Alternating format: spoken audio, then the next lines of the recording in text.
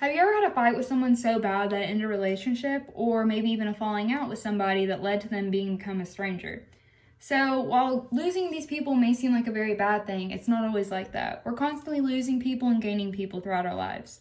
However, this can be a great part of growth. You can learn from these things and you can grow for yourself throughout your later life. So, according to Mental Health Foundation, the influence of social relationships on the risk of death are comparable with well-established risk factors for mortality, such as drinking, smoking, and other risk factors such as physical inactivity and obesity. This shows how important relationships are, that they can cause these things. So, relationships are very important to a life. However, if they're negative, this can lead to the factors such as these, as smoking, drinking. I want everyone to assess their strengths of their current relationships and address the ways they need to change. I will cover the importance of relationships by elaborating on how it affects people through each stage of life: childhood, adulthood, and later life. So I would like to begin by talking about the initial forming of relationships. This starts with childhood and youth. So when we grow up, we're constantly forming relationships and realizing what we want in life, even as a child. And this affects us by our families. So whoever we live with, such as our grandparents, our parents, they're a huge mentor when it comes to this. We mimic the things they do. However, if this is negative, this can lead us to having negative relationships in our future. As one grows into adolescence, friends and peers become an important role.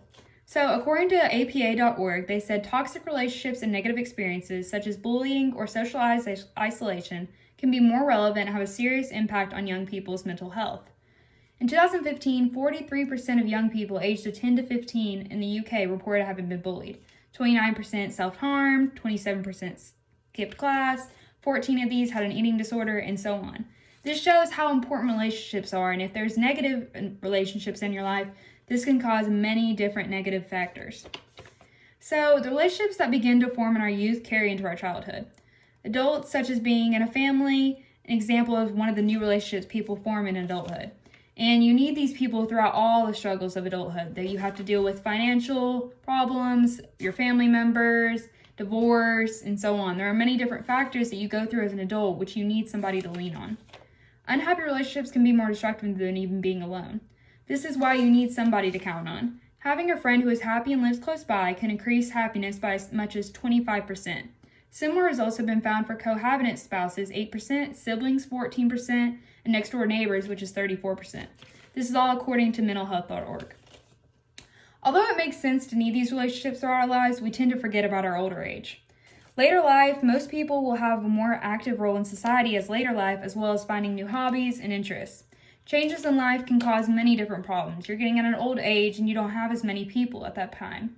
And you have grandchildren to deal with, your family members. There are many things that you go through at an older life. Even if you aren't a child going through the normal problems, there's still things to deal with, and you need somebody to count on. According to mentalhealth.org, people aged 75 and over are the least likely to have at least one close friend, with 11% having no close friends at all, compared to only 2% of those aged 18 to 14.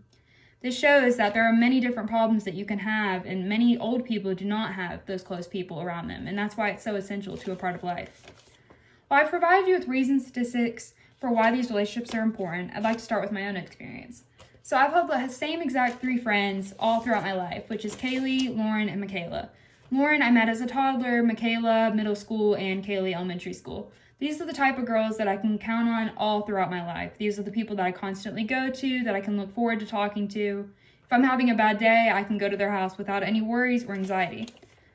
What sets my relationship with these from a part of others is I always can address issues we have and we can work past them. Though what makes them different is I've had relationships come and go, but these people have always stuck by my side. And those are the type of relationships you need. Like Lauren has always said, this, as long as it makes you happy, I'll support it. And this is a prime example of supportiveness that is crucial to my mental health.